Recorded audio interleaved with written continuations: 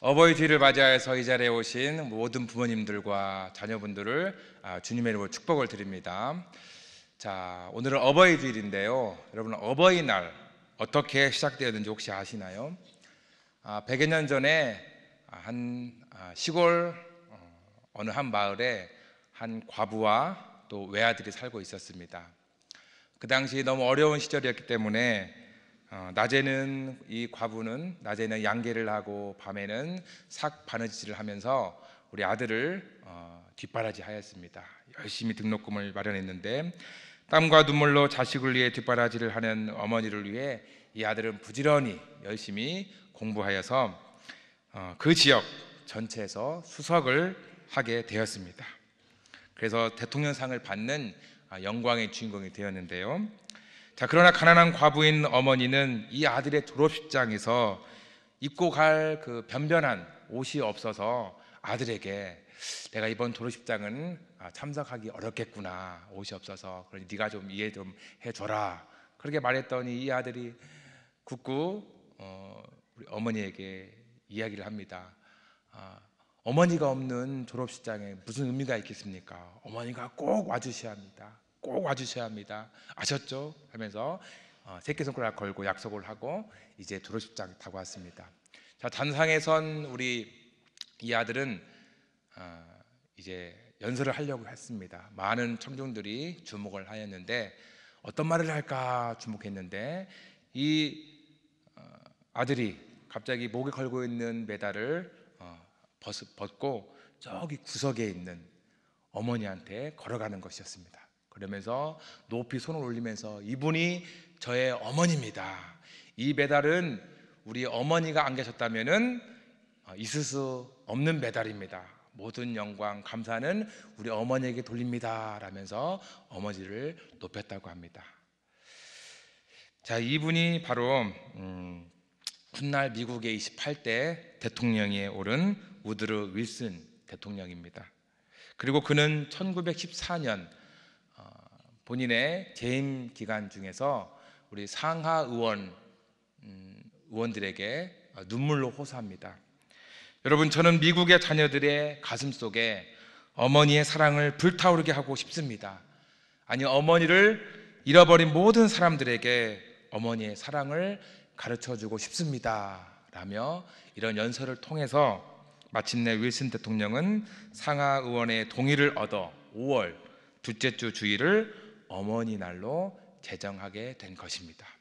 저희 나라에는 1956년에 우리 5월 8일을 어머니 날로 정하였고 이제 1973년에 어버이날로 개칭되었습니다.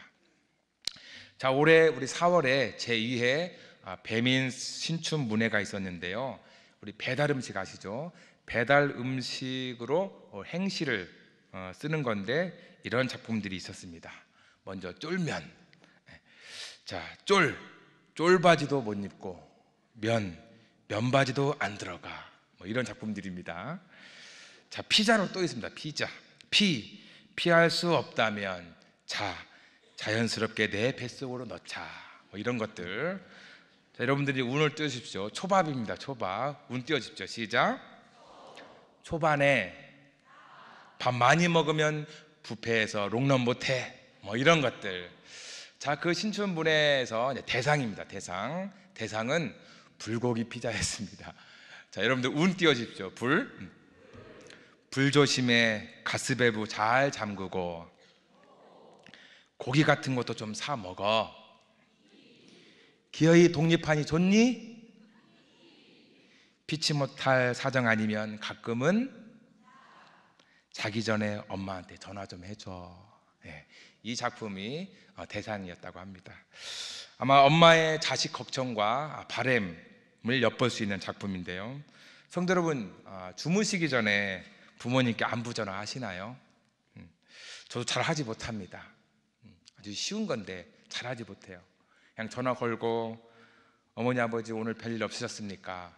몸 아프신 데는 없으셨나요? 뭐 다른 불편한 데는 없으셨습니까? 이렇게 여쭤보고, 그럼 어머니 아버지 뭐 잘 주무세요. 참, 이런 1분도 안 되는 안부 전화가 왜 이렇게 행동으로 옮기기가 어려운지 참 그렇습니다. 자, 이정현 감독의 집으로라는 영화를 여러분들 아실 거예요. 뭐 지금은 청년이 된 유승호 군이 이제 주연이 되는데, 그 당시 다 9살이었는데 9살 주연으로 나왔는데, 그 영화는 시골 외할머니와 도시 손자의 갈등을 극복해 가는 과정을 따뜻하게 보여주는 영화입니다. 자, 기차와 버스를 타고 먼지가 풀풀 날리는 그 시골길을 한참 걸어서 엄마와 또 7살짜리 상우라는 아이가 걸어갑니다. 이 상우는 툴툴거리면서 가기 싫은데 엄마한테 끌려가고 있는 중입니다. 그 이유는 엄마의 그런 형편이 어려워졌기 때문에 이 상우 엄마는 잠시 상우를 외할머니 댁에 맡기려던 것입니다. 자, 이 외할머니는 어떤 분이냐? 말도 못하시고 벙어리십니다. 말도 못하시고 또 글도 모르시는 그런 할머니입니다. 그런 할머니를 보면서 이 상우는 명신이야! 막 이러면서 할머니를 우습게 보고 놀립니다. 77세 되시는 외할머니가 혼자 살고 계시는 외딴 집에 남겨진 상우는 게임기와 롤러브레이드를 훨씬 좋아하는 아이였습니다. 자, 게임기에 넣을 배터리가 없이 살 수 없는 도시소년 상우와 허름하기 짝이 없는 외할머니, 두 명은 다 상반된 모습이죠. 하지만 상우는 영악했던 도시 아이답게 자신의 욕구 불만을 이 할머니에게 쏟아놓습니다. 예를 들어서 할머니가 신고 있는 이 검정 고무신에다가 소변을 보는가 하면, 또 자기 게임기 그 배터리가 건전지가 없어가지고 어떻게 구할 방법이 없어서, 돈이 없어서 할머니가 꽂고 계시는 은비녀를 자고 있는 중에 빼가지고는 또 도망가서 그걸 팔기도 하고, 또 할머니가 그 양말을 꿰매는 할머니 앞에서 이 방바닥이 꺼져라, 그 앞을 왔다 갔다 롤러브레이드를 타면서 왔다 갔다 하고, 자, 이런 모습, 개구쟁이, 이런 모습인데, 하지만 세상의 모든 외할머니가 그렇듯 이 할머니는 짓궂은 손자를 단 한 번도 거절하지 않고 다 받아줍니다. 그 투정들을. 그리고 할머니는 시당 바닥에서 나무를 팔아 손자의 신발을 사주고, 또 주머니를 뒤지면서 털털 털어가지고 본인은 드시지 않고 우리 손자에게 자장면을 사주고, 또 버스비를 아끼려고 본인은 버스에 타지도 않고 손자만 집으로 보내는 그런 할머니의 모습을 보며 결국 상우는 끊임없이 희생하고 헌신하는 할머니를 좋아하게 됩니다. 자, 그리고 엄마가 오는 날, 마지막 날, 눈물을 흘리며 이 외할머니 손을 꼭 잡고 상우는 이렇게 말합니다. 할머니, 몸이 아파서 힘들게 되면 꼭 나한테 전화해. 아, 맞다, 할머니는 말을 못하지. 그러니까 그러면은 할머니 아무것도 쓰지 말고 나한테 편지 보내. 그럼 상우가 할머니가 보낸 줄 알고 내가 금방 달려올게. 응? 알았지? 나중에서야 상우는 이 할머니의 사랑을 그리워하게 된 것입니다. 자, 사랑하는 성도 여러분, 우리는 참 어리석을 때가 많이 있습니다. 이별을 하게 될 때야 후회하게 되죠. 부모님께서 떠나시거나 또 떠날 때가 돼서야 비로소 부모님의 사랑을 그리워하며 후회를 합니다. 지난주에도 사랑하는 부모님을 떠나보내는 가정도 몇 가정 있었습니다. 아무리 잘해드려도 후회가 밀려온다고 그러십니다. 해외 한 사이트에서 어버이날을 맞아 조사한 부모님이 돌아가신 뒤 자녀들이 가장 후회하는 7가지가 나와 있더라고요. 한번 제가 읽어드리겠습니다. 첫째, 부모에게 상처 주는 말을 알면서도 한 것, 후회합니다. 둘째, 여유가 없다는 핑계로 챙겨드리지 못한 것, 후회합니다. 셋째, 더 자주 안아드리지 못한 것, 후회합니다. 넷째, 고마움과 사랑을 표현하는 진심 어린 대화를 하지 못한 것. 다섯 번째, 부모님과 함께하는 시간을 소홀히 한 것. 여섯 번째, 부모님과 여행을 떠나지 못한 것. 일곱 번째, 부모님의 꿈을 도와드리지 못하고 심지어 여쭤보지도 않은 것, 후회합니다.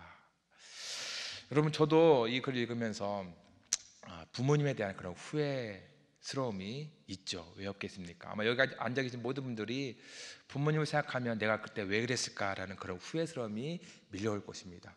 저에게도 많이 있지만은 언뜻 딱 드는 생각이 바로 중학교 때 사춘기 때 있었던 일이 생각나더라고요. 그때 당시 저는 저 혼자 교회를 다니고 신앙생활을 했었습니다. 부모님은 전혀 교회를 안 나가신 그런 상태였는데, 하루는 제가 중학교 때 뭐 교회만, 학교 끝나면 교회만 가고 뭐 토요일 일요일도 뭐 교회에서 살다시피 하니까는 어머니께서 저를 부르시면서 너 그렇게 공부 안 하고 교회만 왔다 갔다 하냐 하면서 너 이제부터 다음 주부터 교회 가지 마 그러는 거예요. 그 말이 저에게 너무나 큰 충격이었습니다. 그래서 어머니에게 내가 지금까지 어머니한테 순종한 거, 잘 지낸 거 다 교회 덕인데 그 교회를 나가지 말라고?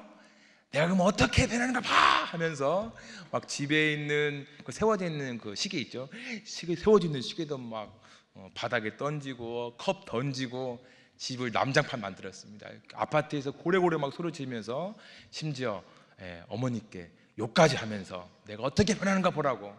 그랬더니 어머니가 깜짝 놀라면서 아이고 제이라 미안해 그 교회 다니라고 교회 다니라고 막 웃으시면서 저를 안아주면서 저도 막 울면서 막 그랬던 기억이 났는데, 지금 생각해 보면 내가 왜 그때 그랬을까.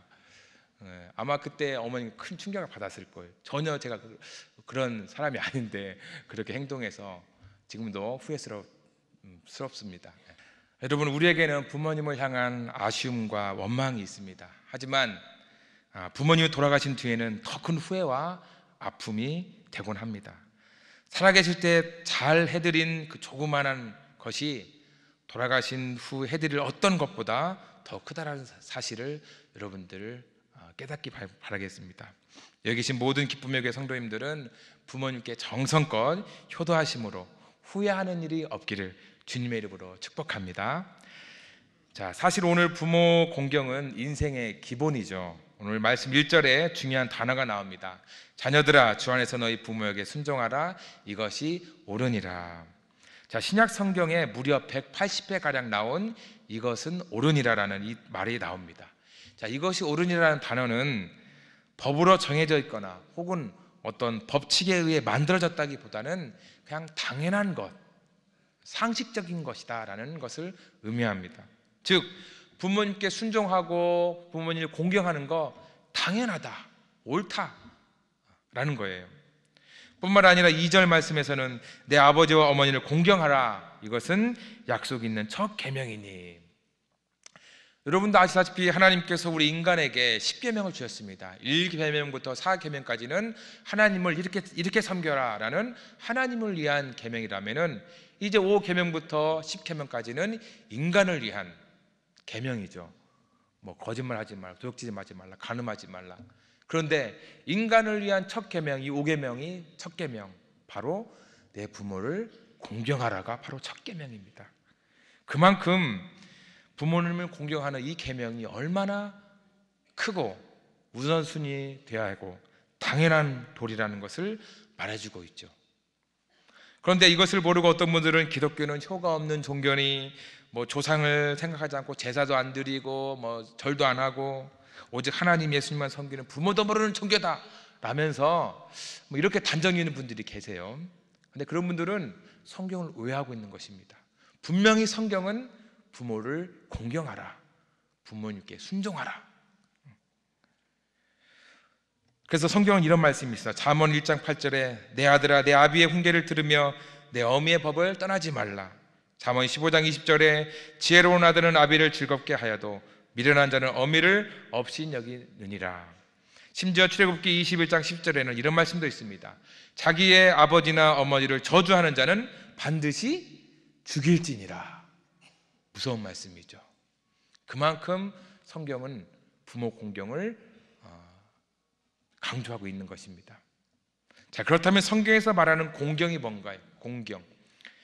원어 성경을 이렇게 찾아보았더니 히브리어 카바드라고 되어 있습니다. 이 카바드라는 단어 뜻은 무겁다, 힘겹다, 짐이 된다, 존경하다, 존귀하다, 영화롭다 이런 뜻이 있습니다. 즉 존경하고 영화롭게 하고 존귀하게 여기는 것이 공경입니다. 자, 그런데 그렇게 하려면 어떻습니까? 좀 부담스럽죠. 힘이 듭니다. 짐이 됩니다. 사실 부모 공경은 부담스럽고 힘들고 짐이 됩니다. 여러분, 한자로 효자라는 것은 효, 늙을 노했다, 아들 자자잖아요. 어린 젊은 자녀가, 자식이 늙은 부모를 업고 있는 모양입니다. 그만큼 효라는 것은 조금 부담스럽고 짐이 되고 조금 힘이 되는 일입니다. 하지만 조금 힘들더라도 하나님께서는 우리에게 그것을 하라고 명령하십니다. 여러분, 우리 예수님께서도 죽는 순간까지 효를 다하다 죽으셨습니다. 예수님께서 십자가 달리셨을 때 그 앞에 사랑하는 어머니와 제자들이 있었습니다. 예수님께서 사랑하는 어머니 이렇게 얘기하죠. 어머니, 당신의 아들입니다. 나는 이런 상태입니다. 어머니, 봐주세요. 그리고 옆에 있는 요한에게 이렇게 얘기합니다. 보라, 이제 너의 어머니다.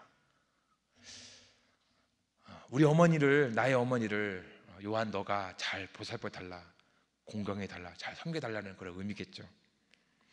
때로는 누가 내 어머니며 동생이냐, 하나님의 뜻대로 행하는 자가 내 형제요 자매요 어머니다 라면서 대놓고 살아계신 어머니에게 모질게 대했던 예수님이셨는데, 하지만 자신은 하나님의 뜻을 따라 구속사의 제물이 되어 십자가에 죽어야 했기 때문에 이제 모친을 섬길 수 없음을 아셨습니다. 그리고 모친께서 아들 예수로 인해 많은 핍박과 어려움과 오해와 희생을 하셨다는 것을 아셨던 예수님은 임종하는 순간까지도 그 부모를 잊지 않으셨던 것입니다. 책 중에 살아있는 동안 꼭 해야 할 49가지라는 책이 있습니다. 그 책 중에 이런 내용이 있습니다. 세상에는 이런 사람이 있습니다. 당신에게 옷을 더 껴입으라고, 조심하라고 늘 끊임없이 부탁하죠. 당신은 짜증스럽지만 따뜻함도 느낍니다. 돈이 없을 때 그는 항상 돈 버는 일이 쉽지 않다며 당신을 훈계합니다. 그러면서도 당신에게 돈을 쥐어줍니다. 이런 사람들을 우리는 부모라고 부릅니다. 부모님의 또 다른 이름은 희생입니다. 사랑하는 성도 여러분, 많은 사람들이 부모에게 바라기만 합니다. 돈이 없으면 돈을 달라고 하고, 옷이 없으면 옷을 달라고 합니다. 부족한 부분을 자꾸 채워달라고 합니다. 주세요, 주세요. 일방적으로 요구만 합니다. 이럴 때 부모님의 심정은 어떨까요? 우리 부모는 자식이 하나라도 더 주려고 자신을 희생합니다. 그리고 자식이 더 이상 줄 수 없는 것에 대해 마음 아파하십니다. 조금이라도 더 주려고 하고, 더 가져가라고. 어쩌면 그게 부모인지 모릅니다. 그런 부모에게 우리가 공경하고 은혜 보답하는 것은 어쩌면 당연한 일입니다. 지난 5월 2일부터 4일까지 한국갤럽에서 1000여 명을 대상으로 설문조사를 하였습니다.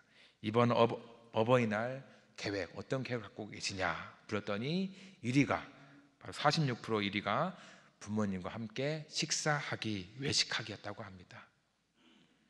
그 뒤로 용돈 드리기, 선물 드리기 등이 있었고요.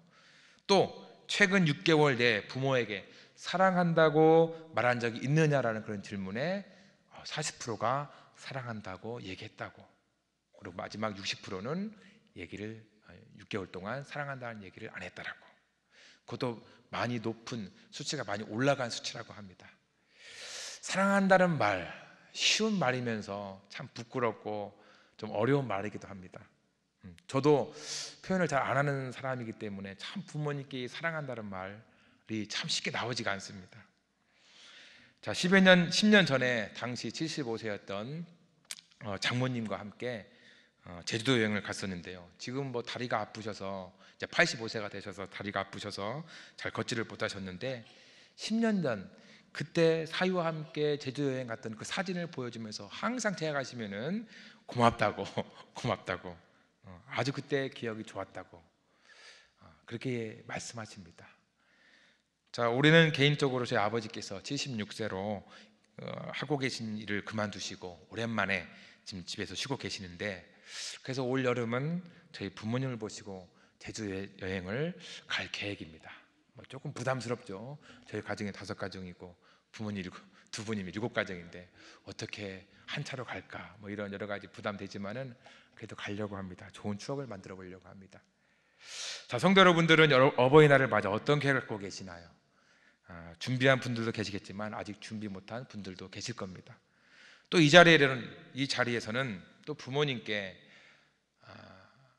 부모님과 서먹서먹한 그런 분들도 아마 계실 겁니다. 하지만 우리 부모님들은 정성을 다한 우리의 말 한마디에 힘이 나시고 보람을 느끼시며 위로를 받으십니다. 정성을 다해 사랑한다고 이번 한 주간 한번 고백했으면 얼마나 좋을까요? 저희 아버지 얘기를 한번 더 하자면은, 저희 아버지는 술을 못 하십니다. 근데 어느 날 제가 집에 들어갔더니 못 하시던 약주를 하고 계시더라고요. 소주를 막 이렇게 들이키시면서 이렇게 푸념하십니다. 내가 잘못 살았어. 내가 죽어야 돼. 무슨 일을 겪으셨는지 모르겠지만 그렇게 자신의 삶을 한탄하셨습니다. 저는 그 우시는 그 아버지의 모습을 보시면서 어떻게 위로를 해드릴까. 그래서 난생 처음 아버지에게 다가가 이렇게 얘기했습니다. 아버지, 그렇게 말씀하지 마세요. 아버지, 무슨 말씀을 그렇게 하세요? 아버님 지금까지 잘 사셨습니다. 지금까지 잘 하셨습니다. 그 이유가 뭔지 아세요? 바로 제가 아버지를 존경하기 때문입니다. 제가 아버지 너무 존경해요. 아버지 너무 좋아해요. 그러니 힘내시고, 무슨 일인지 모르지만은 힘내시라고 이 말씀을 드렸더니 우리 아버지께서 아무 말씀도 안 하시고 들고 있던 소주잔을 탁 내려놓으시더라고요. 여러분, 부모님들은 힘들 때가 많습니다. 걱정거리가 많아요. 노후 걱정, 건강 걱정, 자식 걱정, 손자 손녀 걱정, 늘 염려가 끊이지 않습니다. 그런데 자녀들의 따뜻한 말 한마디가 그 염려를 끊게 만듭니다. 사랑하는 성도 여러분, 여러분들 부모님을 사랑하시나요? 좋아하십니까? 아마 부모님과 관계가 좋지 못한 분도 여기 계실 겁니다. 또 관계를 끊고 사신 분도 계실 거예요. 부모에게 받은 상처 때문에 왕래를 하지 않는 분들도 아마 이 자리에 계실 수 있습니다. 자, 그런데 여러분들 기억하십시오. 그분들에게 별로 시간이 많이 남지 않았습니다. 아니, 어쩌면 우리에게도 시간이 별로 없을 수 있습니다. 부모님에 대한 보답은 늘 시간이 부족합니다. 우리는 이런 말을 자주 하죠. 언젠가 부모님 모시고 여행 한번 가야지. 언젠가 부모님 생신날 좋은 거창한 선물 하나 사드려야지. 언젠가 부모님께 사랑한다고 말해야지. 언젠가. 여러분, 언젠가라는 단어가 희망적인 것 같지만 언젠가라는 말 뒤에는 조금은 불가능한, 조금은 하기 힘든 일이 붙습니다. 이 언젠가라는 단어 뒤에 숨어버리는 우리의 불편함이 있습니다. 그런데 조금만 이 언젠가를 앞당기면 언젠가라는 말과 함께 사라질 그 일들이 당장 오늘에도 이루어질 수 있다는 사실을 기억하시기 바랍니다. 너무 늦기 전에 부모님께 사랑한다고 말해보지 않겠습니까? 미안하다고, 존경한다고, 고맙다고 고백해보지 않으시겠습니까? 반대로 자녀들에게 미안하다, 용서해다오, 사랑한다 라고 우리 부모님들은 자녀들에게 고백해보지 않으시겠습니까? 사랑은 미루는 것이 아닙니다. 이번 한 주간 사시면서 그 사랑의 고백, 부모에 대한 그 사랑의 고백을 해보셨으면 좋겠습니다. 오늘 어버이 주일을 맞이하여 부모님을 공경하며 자녀들을 축복하는 우리 기쁨에게 성도들에게 하나님의 축복과 은혜가 모든 가정에 충만하시기를 예수님의 이름으로 축원드립니다.